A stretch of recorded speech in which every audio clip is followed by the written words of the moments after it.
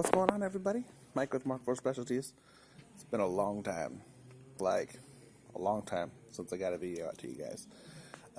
Some life changes happened. I used to be an electrician during the day, mechanic at night, and now I'm a mechanic all the time. So it's great. Not your typical mechanic, though. I've switched into a specialty field. That's kind of fun, actually. It's been working here now for a few weeks and feeling out the ropes. And I'm going to tell you right now, I'm having a blast. So welcome to the new shop. We fix and repair forklifts and pallet jacks and pretty much any sort of lifting device you can imagine. I've already worked on a couple of excavators. I've worked on a backhoe. I've worked on a front loader. I've worked on forklifts, obviously. I've worked on these little electric, like riding pallet jacks. And man, it's been fun. Let me show you a couple of the projects we got going on. So obviously there's the pallet jacks. We get those and just do like services on them, lube everything up. Here I got an old, I don't even know how old because the serial number doesn't tell me, old Clark forklift that a guy uses specifically on his farm. And he brought it to us and was like, "Can you fix this?" And like the front half of it was submerged in a river for a while. And so here she is. I mean, you can tell it's been a rough time for it. But and surprisingly, a couple things that are like a couple squirts of starting fluid, and fresh battery fired right up, like second try. It was amazing. The biggest problem we're having is this stuff here. So this is actually a whole brake assembly that goes into this and then bolts through here, and then that's the drive differential to the wheels. And I don't know where I put that. Oh, there it is. I'll show you what it looks like. It's pretty cool. Alright. So this is the one from that side, actually. So spindle. So this is where the drive axle turns here. There's a giant ring gear inside of here that turns this, and then this is actually the drum brake assembly for it. It's pretty cool. So we got that going on. You might have seen a glimpse of it just a moment ago. I have this Heister 80 with no motor. Big hole all the way through the ground.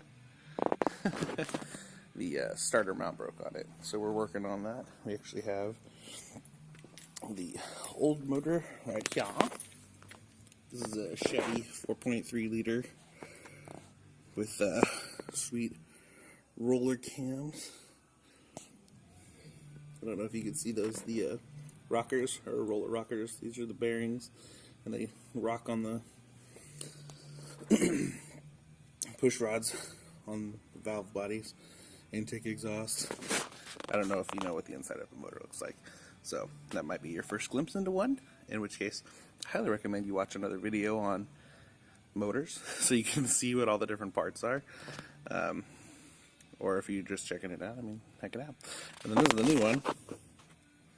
Oh, it's laying on its back right now because just put I'm putting the accessories back on. Just got the oil pan on and stuff like that. So got a little ways to go. My job today is to put all of this back on that other motor, so that way we can put it back in the forklift and get it out to the customer. And then I'm also going to work on the Clark, finish putting those drums together. So I wish I had some video of when we took it apart, because it was nasty. But I mean, here's a little flavor, I guess I could show you. So this is one of the brake pads from inside the rusty hubs don't know if you can see how crusty and crunchy that is. It's like eating away at the metal, and like the tabs are all deformed. And here's the drum itself. I'm going to see if I can salvage the drums actually. I'm going to put them on the workbench over there and run a grinder on them and see if I can dig them back out. And then here's that hub we were just talking about a minute ago. So this is the back side. This is where the brake assembly goes.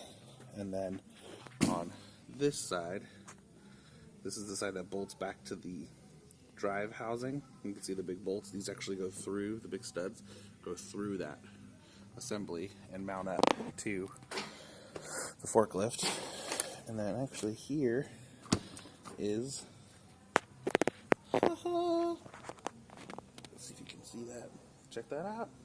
That's gonna be the new drum brake assembly that goes back onto that frame, that little right here. It bolts right here. I don't know if you saw that actually.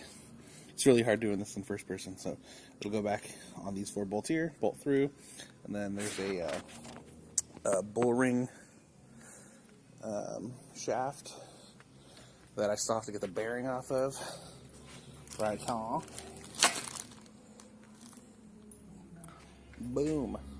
So this turns inside of that. There's a gear that meets up against to turn the wheel from the axle. So the differential will spin this side of it, the spline part of the shaft, and then this part actually turns the wheel. And it's actually quite a bit of reduction if you count how many splines there are. Let's see, 10 splines on the shaft, 9 splines on there, so it's actually not a huge difference. But so yeah, it's pretty cool. I get to work with a bunch of sweet new tools. I have fresh oil to put in things, and used oil tank to put my used oil in, and we have welders and drill presses and plasma cutters.